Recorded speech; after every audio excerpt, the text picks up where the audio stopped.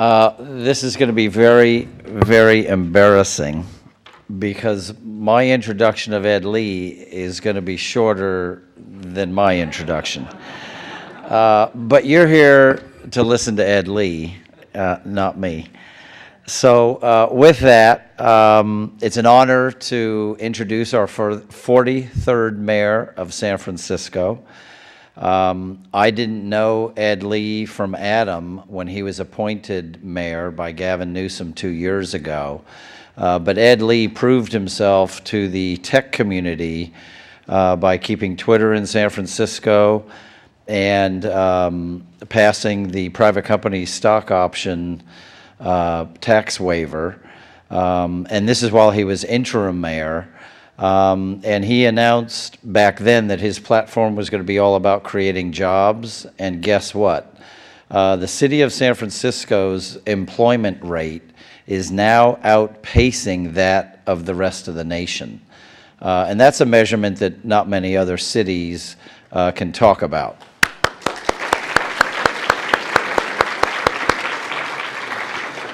So Ed was born in Seattle, went to Bowdoin College, and is that bad? Bowdoin. We never stop learning. Bowdoin. I had never said that word before. What's significant about Ed is that he sets an agenda and stays on it. And lots of politicians don't do that. They get distracted. So Ed Lee is friend of tech, creating jobs, and guess what? That's going to make the economic climate and the life in San Francisco a lot better. With that, I would like to turn over the mic so that Ed can discuss his current top priorities and his first 100 days in office.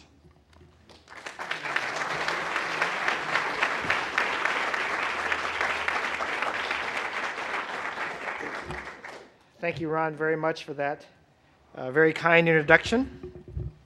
Yes, it's Bowdoin because I was constantly reminded from day one when I went to college that people on the East Coast knew how to pronounce that college.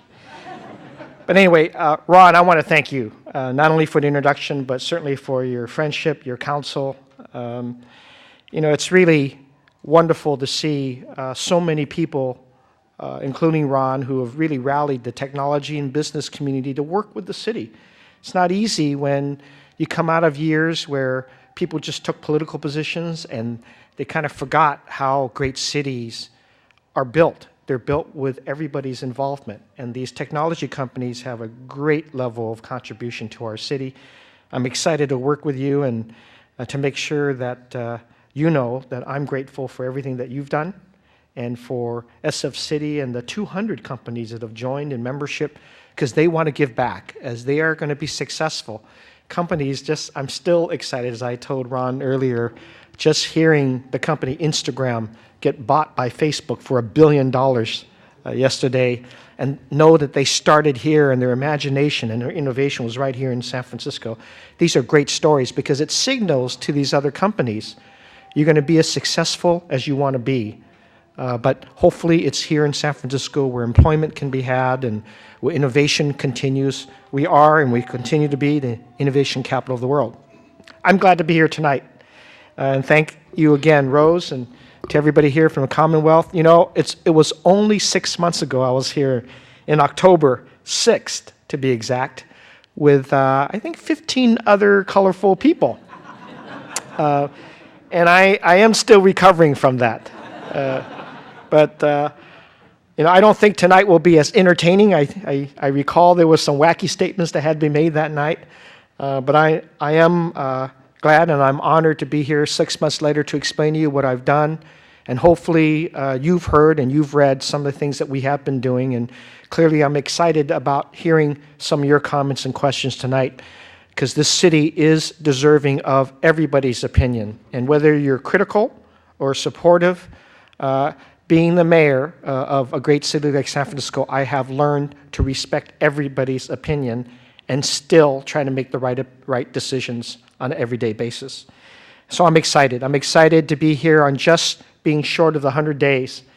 And I think that the voters gave us 4 more years to help manage and run this city together for really based on 2 premises. The first one is something that I talked about when I was here 6 months ago. My promise was I would work really hard to make sure we are a much more collaborative city.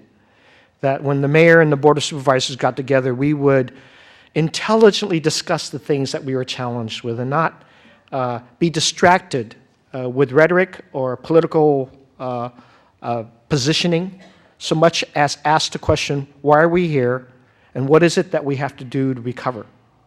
The second premise that I believe the voters voted to have 4 years of my leadership was on a topic that I've spoken at least a couple of times about, and that's shark's fin soup. No, I mean jobs. I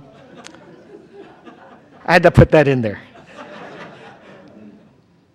17-point economic plan is what I ran on. Economic recovery, job creation, the promise that an urban setting as welcoming as San Francisco could actually produce jobs at a depth and a number that more and more citizens can really participate in, or returning veterans, or people in their mid-careers can participate in. The economic growth of this city is so important because so many other cities are so challenged by their economics. And I think that part of my appeal, if you will, to people is because I still think that 22 years of experience is worth something that I spent in with under 4 mayors and 5 different departments, that if I couldn't run the city, it would be impossible for anybody else to run it. But I've been very, very careful not to make the mistake that some of politicians have made in the past, and that is something that could be done in 100 days. I left that quite without full expectations because I know that some very famous politicians have made that mistake of promising too much in their first 100 days. Totally understandable, their exuberance of being elected the mayor of a great city like San Francisco. You want to always promise something there, but now that I've been 22 years of experience, I know that kind of delivering on more than what you promise is always welcomed in a city like San Francisco. Civility at City Hall. I've been working on that. As you know, once a month, I go and walk over the hallway to supervise. In fact, today was one of those days to answer the questions that they have. And yes, it's less dramatic. It's without the rhetoric that I think you've seen. But guess what? I've actually appreciated all the questions they've been asking me because there's a lot more thought provoked in those questions now. It isn't a gotcha hour. It isn't how you can sound good and maybe not follow through and do good. So I think those questions have become that much more mature. They're more focused on the things that I think are important to the public. And I always take the opportunity to thank those supervisors for their questions. I'll walk with them in their districts. I will walk with them in their commercial corridors, no matter whether they agreed with me or not on any particular thing. Because guess what? I think we're all trying to run the city better. And we know that if we run the city better, we're going to be ahead of those other cities that continue to debate among themselves positionings. We have a lot to look forward to. We have a lot of things to decide. And it takes a civility at City Hall to really get the conversation going. Just like now, we're having very good conversations about the Housing Trust Fund. Who would have known that redevelopment was going to be wiped out and we need a stream of revenue to replace that? Or a replacement, a sustainable replacement for our payroll tax? Because as Ron and everybody else knows, we can't have a tax that punishes people while we're at the same time asking them to create jobs. We were taxing those jobs as they were created. That's kind of a crazy thing that only in San Francisco we've done, and we've got to change that. So we're having a great conversation about that. and one that still everybody is in the room. We haven't left it yet, and we will get to that decision-making hopefully in time for November's ballot. Our economy is still in recovery. As Ron said earlier, we went from 9.5% unemployment rate in January of last year to, by December, 7.6. Now it's hovering around 8%. Still miraculous, almost a two full percent. And one of the reasons is the decisions that we made with technology companies that have been led by inviting Twitter to stay in mid-market as they grow from 450 employees to over 2,000. And guess what? They signaled at the beginning of their lease, they're going to lease about 200,000 of that Federal Mart building. It's exceeding that already. When they move in June or July of this year, they're going to have over 1,000 people moving from their Folsom Street office to Market Street. And that signals so much of what we were wishing would happen. Well, it's really going to happen. But what a lot of people don't understand, when they say the so-called Twitter deal, it wasn't so much the Twitter deal as much as it was a mid-market revitalization effort by us. Because that's what we wanted to do. We wanted to use the Twitter deal to signal a revitalization of that whole corridor. And it worked.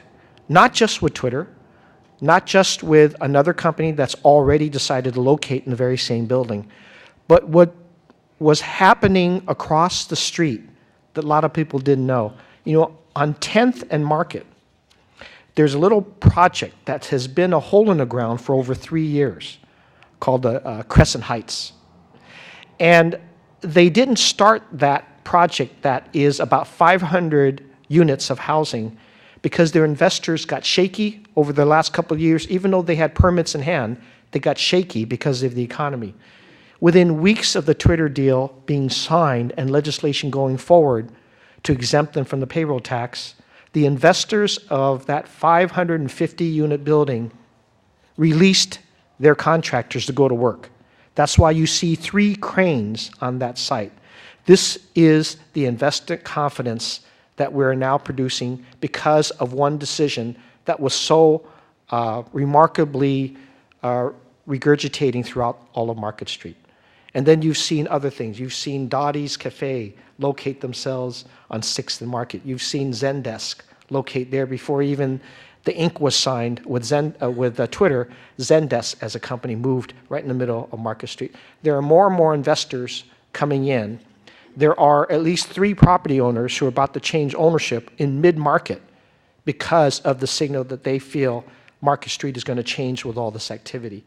Investor confidence. I want to come back to that theme as part of why I want to continue managing the city in an economically recoverable way.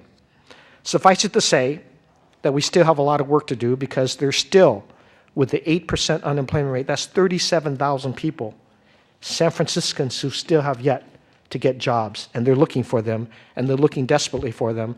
And we've got a huge, great partnership with SF City to kind of get into that unemployment group of people. One of the things that the technology companies have signaled is they want to give back, and part of the way of giving back by way of their success is to help me establish one of the first employment training centers in the country aimed at people who want to join the technology industry. And this employment training center is being funded and led by the technology companies, who's SF City. And they began with the very first thing: how are they recruiting right now their employees? And they decided to consolidate their recruitment efforts online to a website that we have called SF Hire, hiresf.org. And that's the beginning. But there's going to be more to it. There's going to be training programs. They're working on criteria that could be then reflected in training classes for skill sets that they will hire people for and create internships for. That's how serious they are. That's how these technology companies are working with us. Technology is part of our very clear future. And if it's not technology just in the gaming industry or in the social media industry, it's going to be technology that helps our city departments improve their delivery of service. How many people have used this website, this application called SF Park? Has anybody used that? It's helpful. It's been helpful to thousands of people just to reduce the amount of congestion while people look for parking spaces. It's helping us manage traffic through managing of parking. And that application I've been able to use in the U.S. Conference of Mayors to attract other mayors to take a look at how technology has helped us and can help them. And I got like 5 or 6 hands from other mayors, from Gainesville, Florida, to Austin, Texas, to Philadelphia, who raised their hands and said, I want to see that. I got some parking problems I can't figure out. I'd like to see how this thing works. And they've been online, and they've been testing it, and they've been asking questions. And so we formed a technology and innovation task force, a subgroup of the Conference of Mayors, to introduce more technology that we're creating here in San Francisco, but allowing the experience to be used across the United States. And that's our gift back to the U.S. Conference of Mayors. But again, it's one of those things that I get excited about, because every time I turn around, there's, of course, a new application, and we want some of those applications to reflect solutions to what we've been challenged by for many, many years we haven't been able to figure out. So that's exciting to me, and that's why every Tuesday I get a chance to work with my technology innovation officer in the city, Jay Nath, who is the first to be put in the mayor's office anywhere across the country, to have a chief innovation officer lodged right next to me, telling me, Mr. Lee, you've got to go to see this company because they're creating something you don't even know about. So every Tuesday at 5 o'clock, I get released from my prison in City Hall to go and spend half an hour to 45 minutes with the new technology companies. I can't even pronounce their name. You know, one day it's Yammer, and then it's Yelp, and then it's Eventbrite, and then it's just a host of things. Well, I have so many that I visited right now, I can't name them all. But when I get in there, I do 2 things. I walk around and take a look at their offices and let them tell me what they do and what their business model is. And then they've allowed me to do something that I did when I was at Twitter. They let me speak to their employees. Because guess what? That's the most important thing. If I'm going to give you a little secret about technology, it's about the fact that technology is here. Partly it's because we have great cultural venues, we have great food, we have great bicycle and transit lines. But the real reason why most of the technology industry is here is because they are in search of the talent that makes them successful. That talent is their employees. So you may not have known this, but when I met with Twitter the first time, I asked if I could meet with their top engineers by myself, without the CFO or the CEO in the room. And they let me do that. And that's become a part of my visit. They have to let me talk with the employees themselves. Because if I ask the employees what they need from the city, and if I can cater to their needs, I've captured the CFO and the CEO of the companies and their investors. Because that's the real secret of success, is if you satisfy those top employees. And they told me they want a little more affordable housing, they want great transit, they want to keep the cultural diversity of this city at a very high level, because that's how they get innovative in their own ideas. They want to be able to come out in the streets and hear people speak different languages, come from different companies, different places of the world, interact with the great venues that we have. That keeps their mind innovative. And then they go to work for 15 hours a day inventing the newest applications. But they're here, and their companies are here because of that talent. That's the secret to, I think, innovation and the innovation agenda. That's why I pay attention every Tuesday with a new company. Well, that's also got me invitations to go to visit this tech company in New York and this other one in Chicago and the other places, because they are now very proud of the fact that there's a mayor paying attention to what they're doing on the very discovery levels that they have. There's a number of other things that we're doing to make the city more investment friendly. Ron mentioned payroll tax. We're going to revitalize that. That's on its way. We got everybody in the room. We have the controller coming out with ideas because they've interviewed major industries to find out what we can replace it with. And there's going to be a version of some kind of a gross receipts tax that I think will end up being some hybrid of that comes out to as much agreement as we can. But I think the biggest lesson there is that we're keeping everybody in the room, from the established Chamber of Commerce members to the new technology companies, to people who've been here a long, long time, to small businesses who also want to make sure that we're streamlining things as we go and discover a better taxing system. I've mentioned before job training and placement. Not only have the tech companies recognized the need for training, but even our U.S. Department of Labor, they've recognized that this industry needs more training for people. If we're going to hit the veterans when they're coming home, if they're going to hit mid-career folks to get into this technology, we have to have training centers. And so just about a month and a half ago, the U.S. Department of Labor announced a $5 million grant to San Francisco to allow us to train young people all across the city into the new job skills that they need to be successful in the technology and the life sciences industry. A $5 million grant. We're going to put that into the whole training mechanism through a couple of nonprofits that will devise those same curricula and same approach as SF City is doing, getting the skill sets down and making sure we train people.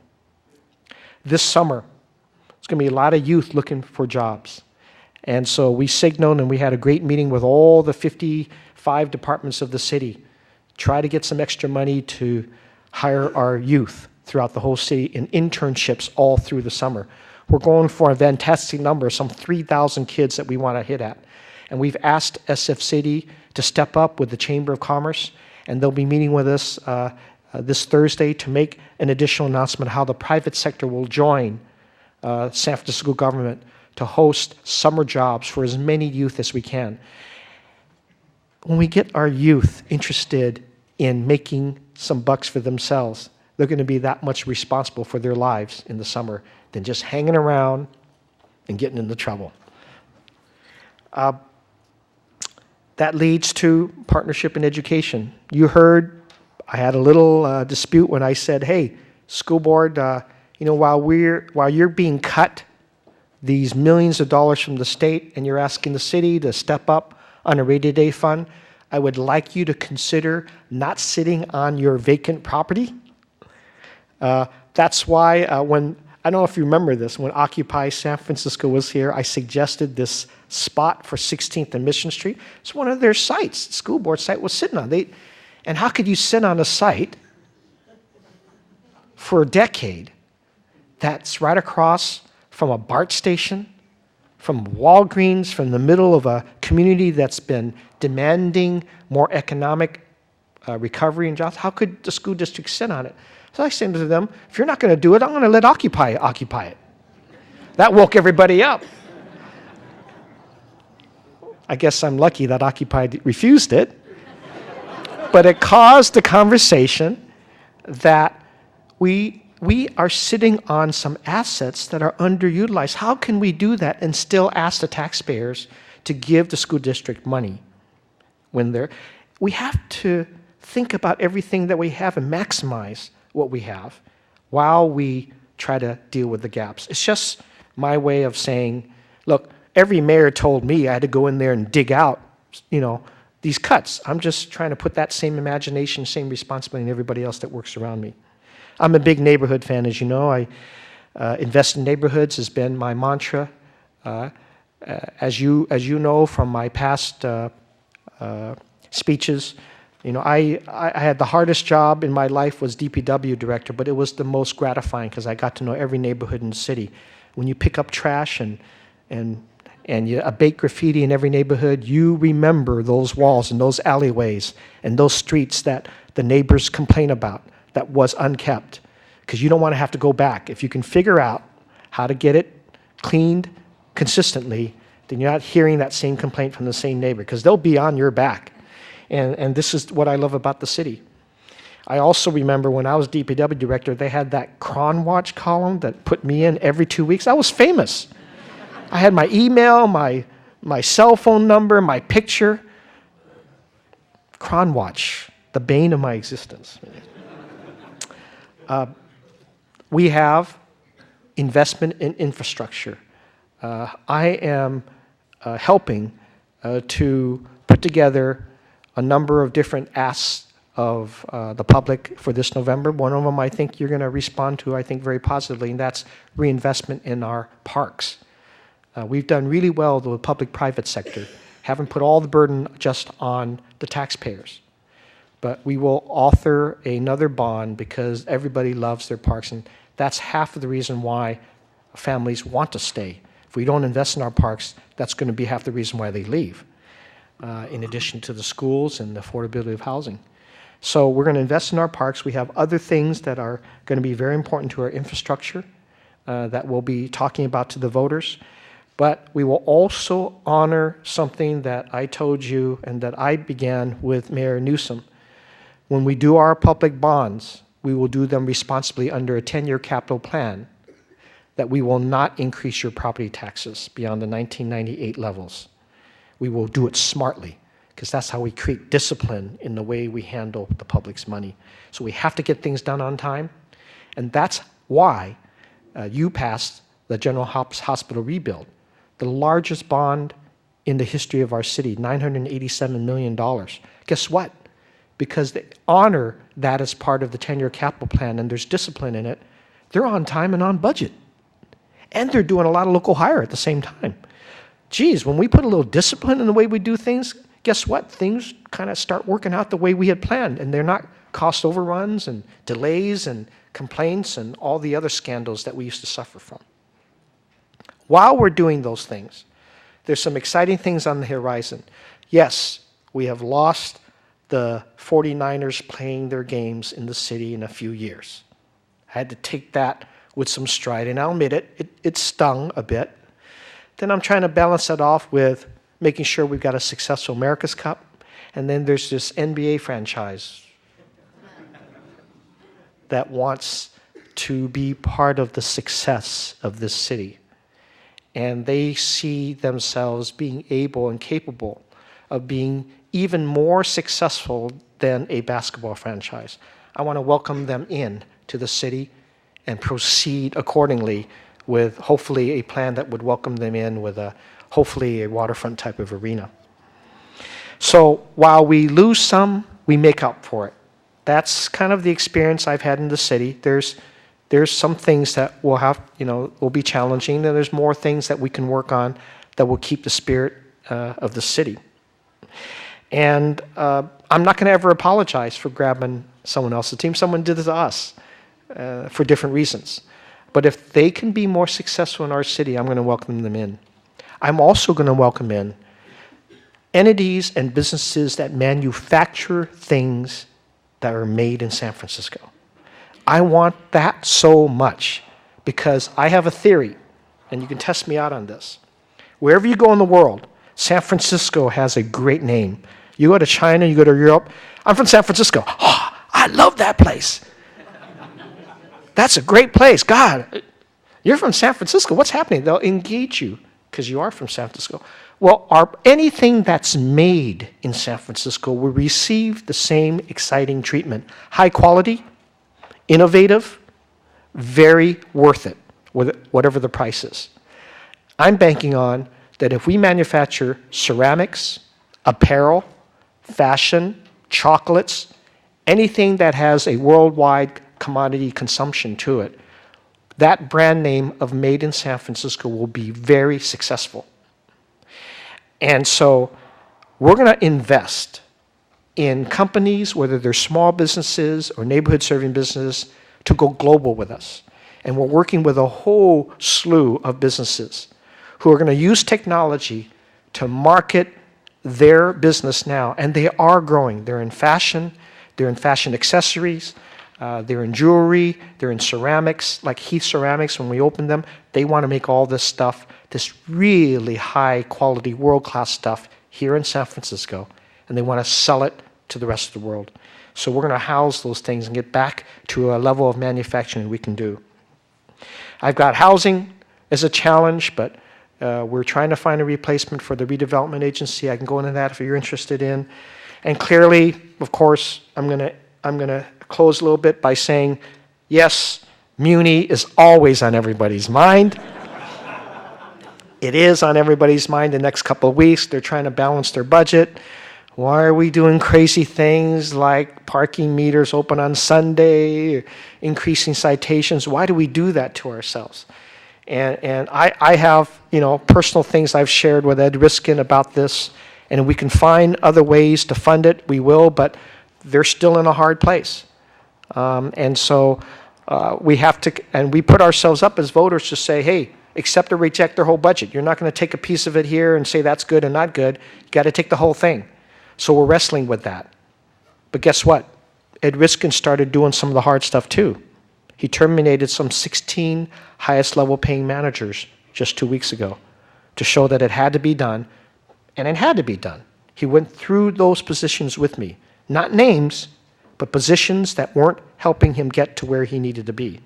He needs a signal to the whole workforce, a different day. His management is one that I'm used to because I recruited him and I pointed him to MTA and I said, do the fiscally responsible thing you have to do before you ask the public of more sacrifice, because they've been sacrificing a lot. So we're doing that. We're exercising as much as we can and getting federal and state grants for our transportation lines. We're investing in the assets of Muni. And then he's going to have more hard decisions when it comes to labor. There has to be cost cutting. There has to be a level of discipline. People can't just show up to work when they feel like it. They've got to be very disciplined in their schedules. That's a snapshot of what we've been doing the first 100 days. It's a lot, but it's what I signed up to do. I don't mind working hard. I am tired every night, but I am satisfied that every morning when I get up, if I can look myself in the mirror and say I got somebody else a job, it's well worth it. This city is going to be very successful if everybody collaborates and keep our eye on the ball, our economic recovery, our civility in talking about our city has to be everybody's process and agenda. And then I can look our youth in the face and say, if you do your part and you graduate from college, this city will be there for you. Whether it's great transit, great entertainment, great schools, or getting a job. The next generation is looking to what we are saying, what standards we have, and they will inherit a city. And if I have anything to do with it, it's got to be better than when I started. Thank you very much, and I look forward to your questions. You should stay there and ask them. Our thanks to San Francisco Mayor Ed Lee. I'm Rose Gilbo, past chair of the Commonwealth Club's Board of Governors, Vice President of Communication for AAA Insurance Exchange, and your moderator for today's audience question period. Well, we have a number of questions, Mayor Lee, but I'm going to start with a more high-level question for you. What is the most challenging thing that you've had to do since you've been mayor? Wow.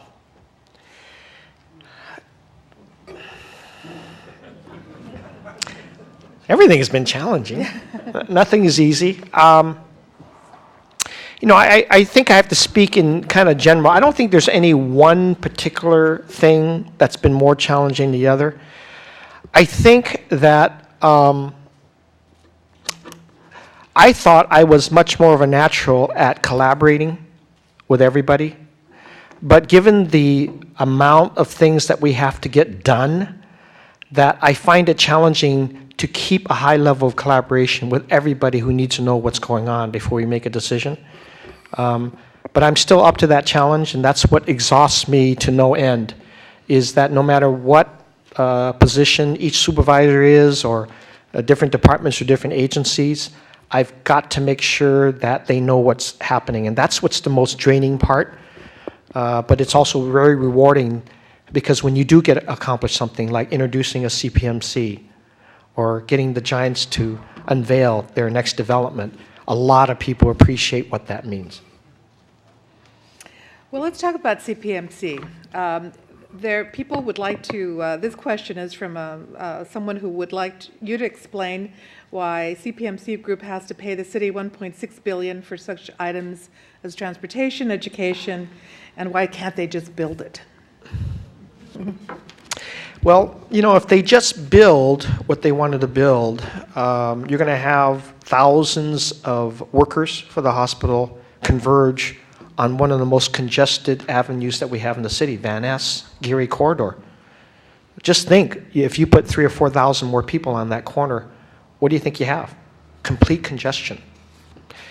If they hire what they expect to hire, I think it's some 6,000 or 7,000 permanent jobs with their hospitals. Where would they live? Do we want them to commute from across the bay? Or should they live here in the city and use our public transit? How would they translate those job opportunities to make sure the highest number of San Franciscans have a chance to get those very well-paying medical jobs? If they ride our transit system in the numbers that we expect, do we have a better transit system, or are we just going to impose that much more people on it without increasing its capacity? That's called bus rapid transit. So you have what we call mitigation of these environmental impacts whenever you have a major business like hospitals. And in this case, it's not one hospital, it's two hospitals, St. Luke's and California Pacific Medical Center.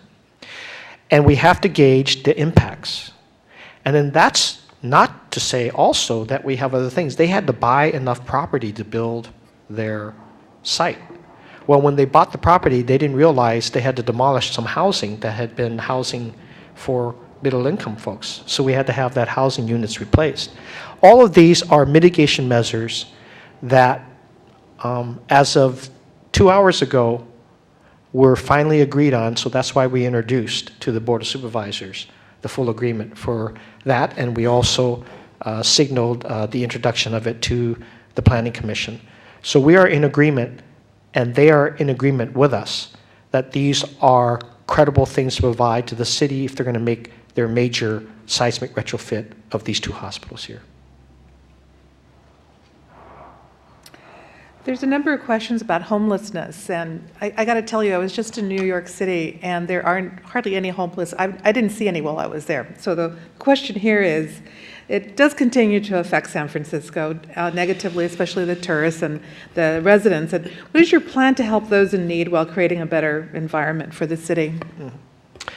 Part of my announcement and appointment of Bevan Dufty was to get someone that is completely known to the Board of Supervisors, because he's been a past member, but also to the whole arena of compassion. And you heard Bevan when he was a candidate as well. He spoke about homelessness, he spoke about low income and the needs there, and he's been a friend of mine for many years. He and I will figure this out for the long term using all of the experience that we have.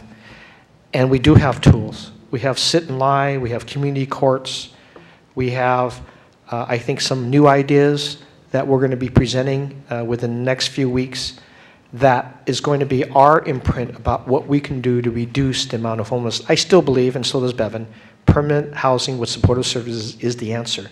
The challenge is putting enough conditions out there in the street to force people to make better decisions. Because right now, many of the homeless individuals are not making better decisions. They're making decisions that continue their existence on the streets, and we can't have that. We cannot have people feeling more comfortable on the streets than they do in shelters or in transitional housing or in the services that we do provide. I think that we've been providing quite a bit of good services out there with the help of many of you in this room and the help of local corporations. Wells Fargo and the others I see in the room, they've been helping us with Project Homeless Connect to the tunes of tens of thousands of dollars so that we can get services out there. But people are still not making good decisions, so we do have to use a level of enforcement that probably has not been seen in the city to force people in better decisions. And I think we are going to exhibit the compassion to use that in the right way. Giuliani did it differently. I think he gave him tickets to San Francisco. And I'm not so sure we want to return the favor. I think we have a commitment. I think our values here is we need to make those individuals make more responsible decisions, and we need to create an environment in which those decisions can be made, and that's what we're going to do. And I think it'll have a dramatic effect. You're listening to the Commonwealth Club of California radio program, and our guest today is Mayor Ed Lee, who is discussing the future of San Francisco in his first elected term as mayor. There's a number of questions about transportation, so let me take just one at a time here. You did speak about Muni, but this question is about high-speed rail. And what do you support high-speed rail, and do you think it's the right way to go? Let me tell you here. Right now, our future economy is dependent upon high-speed rail. Let me tell you why. 1/3 of the traffic at our San Francisco airport is due to the commute between Los Angeles and San Francisco. And as you know anything about our airport, we are not permitted. We cannot expand the runways in our airport. We cannot add bay fill into the bay. We've agreed that we would never be permitted to do that, even if we wanted to. We're not going to be able to expand our airport. So, our new economy is dependent upon international flights increasing. We cannot get any more international flights into San Francisco for the very markets that I talked to you about SF-made products, unless we move that LA-San Francisco commute off of the airlines and onto high-speed rail. 1/3. That's what we are betting on. If we can get that high-speed rail out there, move that off, we will then increase our air flight and therefore give global marketing out to our local companies. That's our theory, and I believe strongly in that. And we have 10 of the largest cities in California in agreement with us that will be the northern terminal, the northernmost terminus for high-speed rail between LA and San Francisco. A lot more details to be had. I met with people from Palo Alto today who want us to make sure that we're working with them about electrifying the Caltrains as the first phase of it. We are going to do that and respect some of the needs of the peninsula as we move along. But ultimately, we're going to get to high-speed rail that will be a benefit. But that's my economic argument for why we need that high-speed rail. It's important to our future. Automobiles and cyclists and pedestrians are having problems on the streets of San Francisco, and they seem to have a hard time coexisting. So this is sort of a two-part. One is, what are your plans to solve the problem, and also, what are your plans to increase or make it easier for bicyclists to use that as a form of transportation in the city? Mm-hmm. Well, I'm a great supporter of additional bike lanes in the city. Having said that, responsibility for safety on the road is both bicyclists and car drivers. It has to be shared responsibility. It cannot be finger pointing. And we've learned recently a bike inappropriately used and abused can kill. And they've done that twice in our streets. So it's already there. The facts are there. How do we go about doing it? We will take the hot spots of the city, and we know what they are because that's where the accidents are reported. And we will give a higher level of visible education and enforcement at those hotspots for everybody of equal basis. Muni drivers, car drivers, and bicyclists in those hotspots will learn through a very high level of enforcement by our officers. We've agreed to that approach already. We, in fact, got an agreement with the Bicycle Coalition, as well as the police department, as well as Walk SF, the pedestrian safety groups that we've been working with to slow down the traffic pace around all of our schools. They're all engaged with us to make the streets safer for both pedestrians, bicyclists, and cars. So you're going to see an announcement within the next few weeks of this agreed upon focus on all of our hotspots. And there are hotspots along Market Street where some of the accidents occurred. There are hotspots everywhere else. But it'll signal I think, a shared responsibility of using the roadways by everyone. And we won't spare everyone in that everything. Everyone has to learn and be educated. And we'll start with education, but we'll get very, very deliberate on it because I think it will save lives. And it will just create a culture where everybody has to respect each other's use of the road. Well, you mentioned Muni and alluded to the former mayor who had said that he would solve the Muni problem in 100 days in office. So you're not going to make that mistake, but what are you going to do to fix Muni? Well, I meet very regularly with MTA. I certainly do have sessions with some of their board members as well.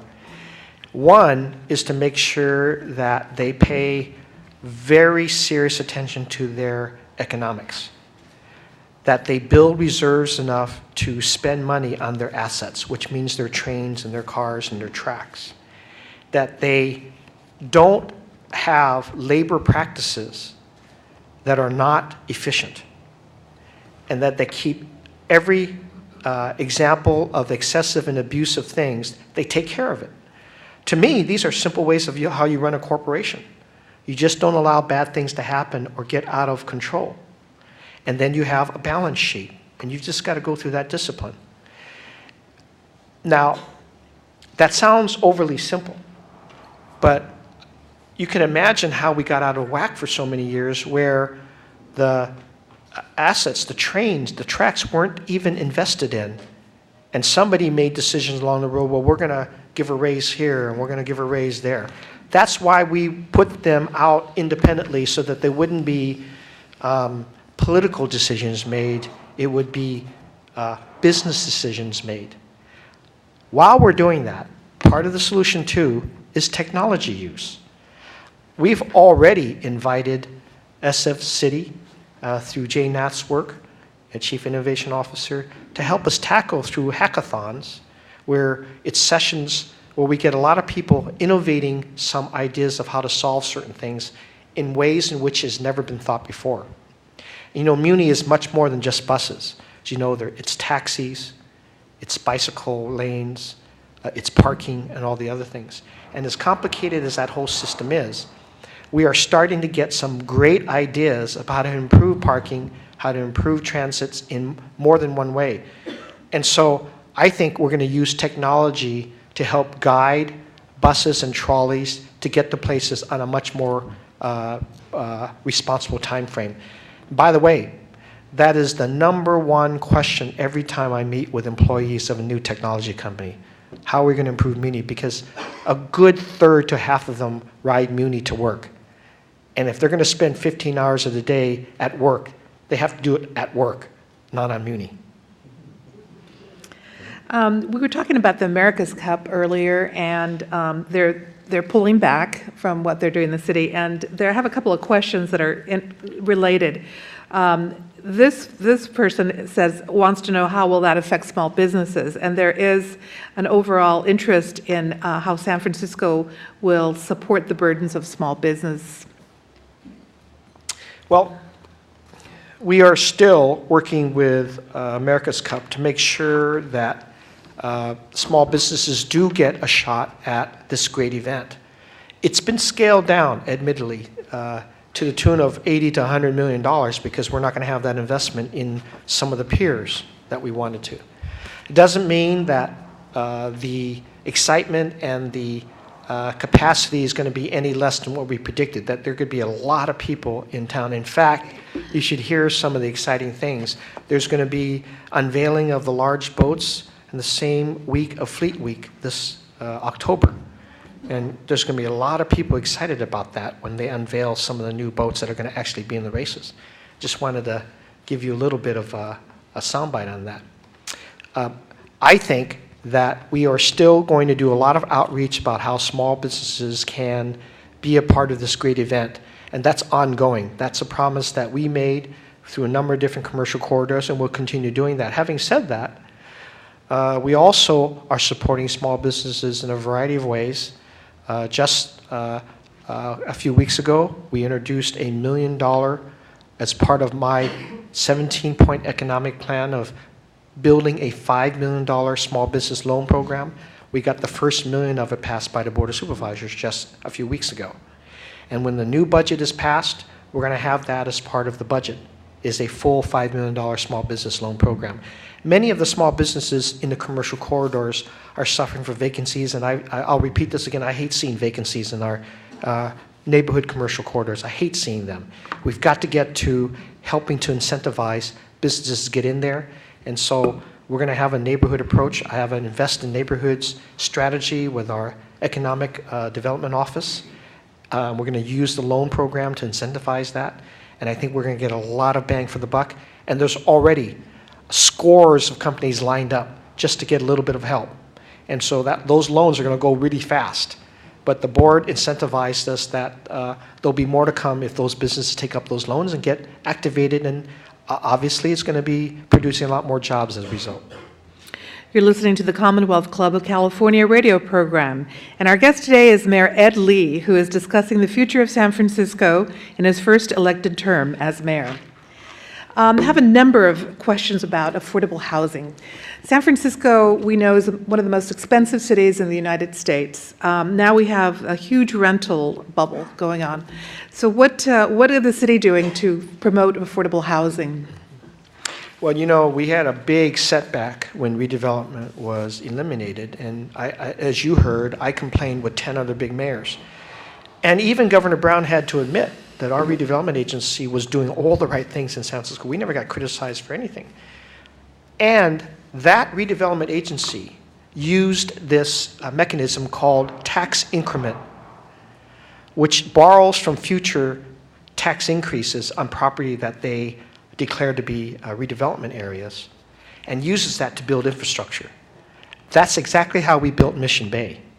That's how we're going about Hunters Point, Treasure Island, and Visitation Valley through Slade Lock.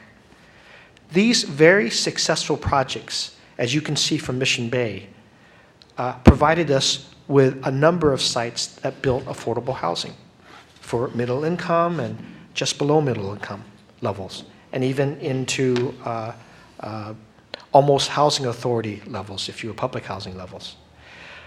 When we lost it, we had to figure out very quickly what we're going to do. So I created a housing trust fund working group. The idea is to rebuild up a stream of about $50 million a year of revenue so that we can dedicate, again, a stream of money to build affordable housing. We've got to get that done. And that housing trust fund includes literally every major real estate management company, developer of condos as well as affordable housing advocates, as well as financial institutions. All are in the room debating about the best ideas. And hopefully within the next couple of months, we will unveil what we think would be the best ideas to go forward to create a stream for affordable housing. The conversation is with the best minds we have in the city. And my job is to keep everybody from not killing each other in the same room, because they really have taken, some of them have argued stances that they battled over decades. They said, wait a minute, we're better than that. Let's put that off. I mean, I got issues in there like condo conversion, illegal units, and all kinds of things that could muster up a real bad political argument. And I told them, we got to keep our eye on the ball. Everybody wants more affordable housing in the city. Let's keep our ideas where we can try to make an agreement. And I think we're going to come up with some good ideas. We have some very smart people in the city, and I'm not going to let that go by allowing them to just take political positions. Education has kind of taken a beating recently. So what are your plans in terms of budget cuts and balancing those for education in the city? Well, you know, and they're going to continue taking beatings. Guess what the state's going to do if you don't pass those taxes that the governor said? They're going to cut into the tens of millions. The federal government is not having enough money. They're going to wait until after the elections before they signal anything.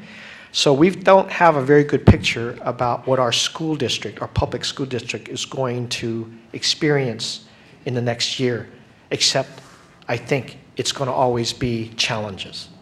And so that's why I said that the economics of the school district have to be front and center. They have to make better economic decisions. They did. In fact, you know, I have to be proud of them. The school board made some decisions about the layoffs a few weeks ago, where they decided that they're going to challenge a little bit about the seniority. And they did a decision that upset, I think the school teachers union, but they felt that the quality of the schools, and especially where there were historic challenges to the performance of the students, was going to be the number one thing that they had to pay attention to. I think they're headed in the right direction. I won't debate that we'll have to always be in disagreement with the teachers union. We shouldn't be. I think they also care about the students as well and their performance. I think that has to be front and center is the quality of the schools, because that'll also ring true when people decide whether or not they're going to stay in the city. The quality schools have to be there, and it's partly funding, it's partly the practices that we have and the investment we want to make. I want to be part of a huge number of people in this town who want our education system to be the best. And we are signaling, because I think after we start this employment training, which is partly education in a very skill-setting way, we're going to also help. Hopefully our next challenge is how do we get better schools to perform even better at sustained levels. We don't have all the answers, but we will work with everybody to get that done. So a lot of people, San Francisco certainly has a lot of visitors along with our residents here, but this question is about the fees and how much they've gone up, parking, muni, towing, all the city fees, and they feel it's excessive, Mayor Lee. So is there anything that can be done about that? Yeah, I know, and I'm lucky because I try not to incur any tickets.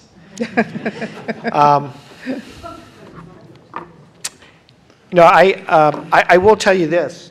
The latest ticket citation increase wasn't our doing, by the way, just to let you know that. They had to increase it, but it was because the state of California passed on something that they felt they couldn't deal with on their budget, and so they grabbed a portion of our tickets revenue. So just to keep up with the Joneses, by the way, and just to keep the same level of revenue that Muni had to have, they had to increase our tickets citations to recover from what the state did to them. That's the truth. You go ask, because I asked this in frustration, why do you have to do that? And they explained to me that was the reason. I'm trying not to allow them to fee everybody to death. I said that during the debate as well. I was a little frustrated too, that I don't want a city to just fee everybody to death and that's how you figure things out. That's why I've invited technology companies to do more innovative work sessions with us, because they're the ones that are paying as well. How can we avoid fee increases and still maintain a level of revenue that Muni can invest in their assets and do all the things that we want it to do? We've got to come up with better ideas, and we're trying to hold the line here, but we don't have a whole lot of choices coming into this year. Everybody's still operating on a deficit. So there's compromises going on, and part of my compromise, I didn't want them to do parking meters on Sundays. The compromise would start at 12, ask people to go to church earlier. I don't know. I'm a little frustrated with that because I thought that we could leave Sundays alone, but our economy has changed as well. There are a lot of businesses that are open up on Sundays these days because they want to attract more people. We've had a very vibrant film industry for a long time, and this person would like to know what are the plans are to revitalize the film industry. Well, our film director, Susanna Robbins, is doing really a good job. She helped create this film incubator down in Mid-Market, where we're offering independent filmmakers some low-cost working spaces. And out of that, we're recreating what I think was a basis for a lot of filmmaking, is independent filmmaking. At the same time, we have a very big, successful rebate program going on, and we are in the middle of reviewing whether we can fund that film rebate to attract more major films to come into San Francisco. That's ending this year, and we're now in a very beginning of a conversation in this budget whether we can afford to put that investment in. I do think, though, part of the success of the city, so maybe I'm letting a little bit of what my values are out there, but I do think a successful film industry, I I stand it when I see a film that's supposed to be of San Francisco, and yet they made it in Vancouver. But they have all of our icons here, and they made it some studio in Los Angeles. Why do that? Why are you having an Alcatraz and not really Alcatraz? I don't understand that. And I think we just need to figure out at what level we could afford to really entice the film industry to really come back here. We still have one of the most beautiful places. I'm also investing in China SF, by the way. You know about, we didn't get a, I want some of those companies from across the world to come and film San Francisco, the real San Francisco, and make movies for people in China and Japan and all over the world. And we've got some interesting enticements going on about how we can get them over here. And you know, being the first Chinese mayor, I better get some Chinese filmmaker to come here. Otherwise, I've miserably failed, because I would love San Francisco to be shown to the 1 billion people in China about our history, because there's a connection there, and they ought to be able to learn that. And there's going to be a lot of everything from documentaries, and then I think this is an exciting way. But I'm letting you know a little bit of my excitement when it comes to films, that I'm very interested to make sure that we have an enlivened film industry here in our city. You know, 20 years ago, I read an essay by writer Richard Rodriguez about San Francisco being an Asian city. And it took a long time to elect an Asian American mayor. Why do you think it took so long? You know, I think if you know about the Asian community, and this applies to not only Chinese, but Japanese and Filipino and Korean, many of our previous generations came from countries that had a very hard kind of sometimes, lack of a better word, history of dictatorships. So when they come to America, and I've had these conversations with my parents, and they experience the freedom that Americans have, they're going to be shy about politics. They're going to be shy about law enforcement, because those are things that are not naturally things that they engage with in the countries of their origin. You just have to know that history.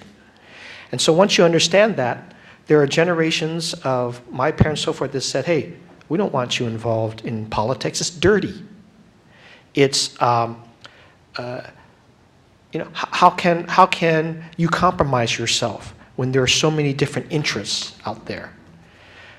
I think that generations have now overcome those original, I think, values that were part of very live immigrant feelings, and become much more comfortable with a challenge in the political life. And I'll tell you this, my thoughts, and I get it a lot of times, you know, people do ask me, including the Chinese press and the Chinese media, is always, you know, how do you feel about being the first Chinese American?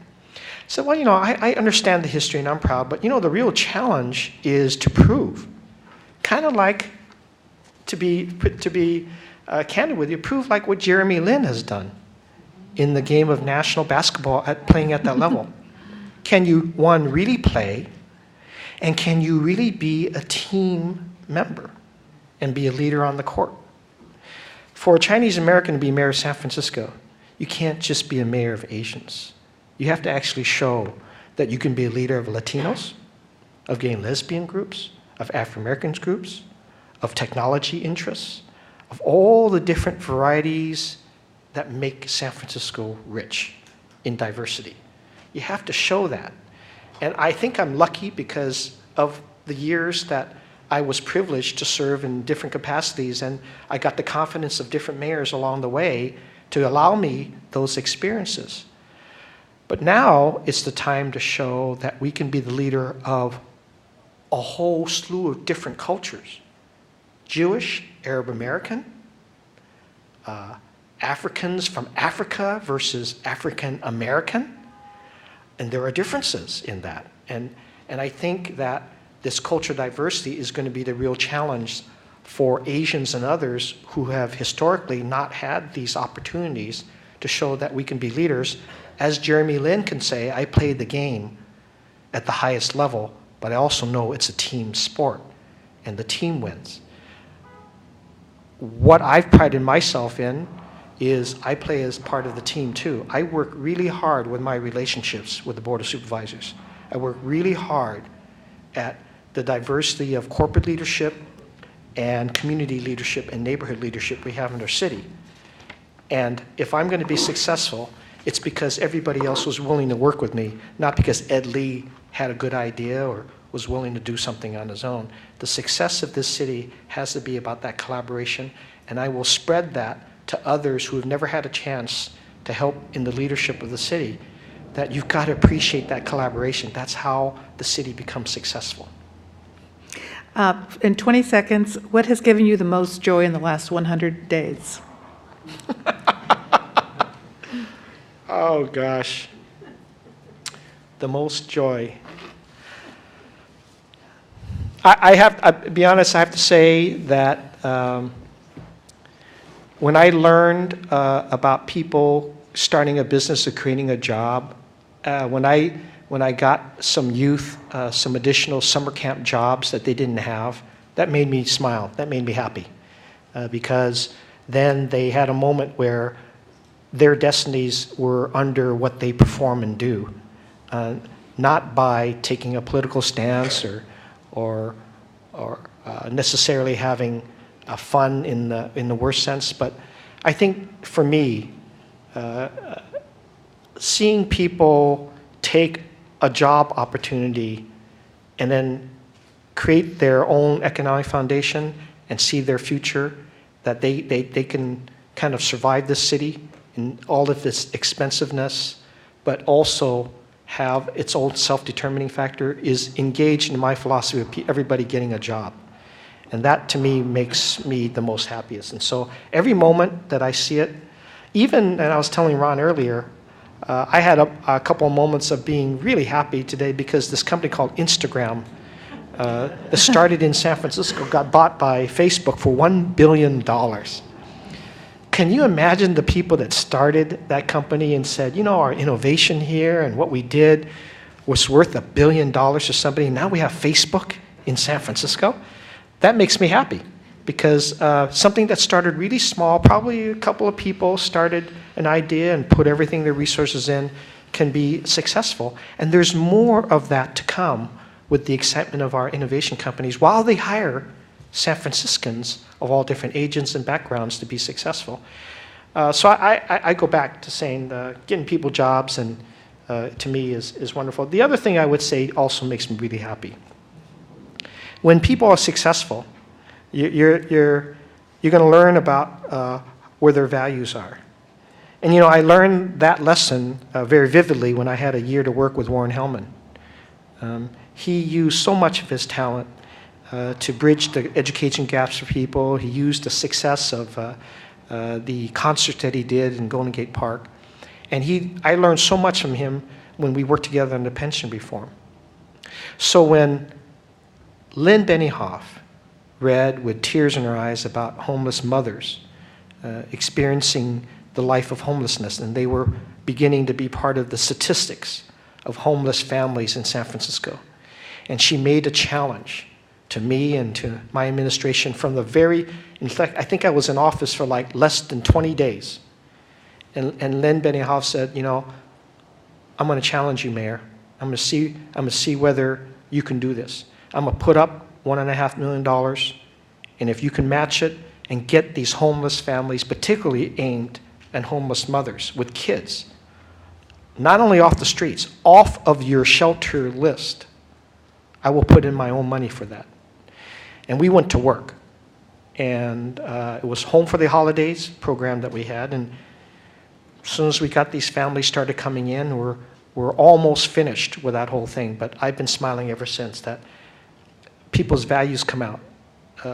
And I'm so happy that the Benioff family has seen to it a $100 million donation to UCSF.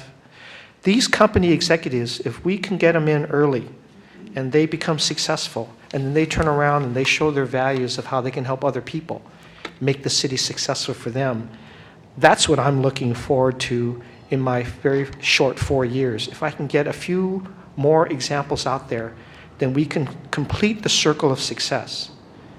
Make money here, it's a city for the 100%, but also if you do, help somebody else. And that's my philosophy. If I can use the mayor's office and and bridge success for everybody, I will have more reason to smile as I crawl out of bed every morning to see what's going to happen to me. Our thanks to San Francisco Mayor Ed Lee. We also thank our audiences here on television, radio, and the internet. I'm Rose Gilbo, and now this meeting of the Commonwealth Club of California, the place where you're in the know, is adjourned. Thank you. Thank you. That was wonderful.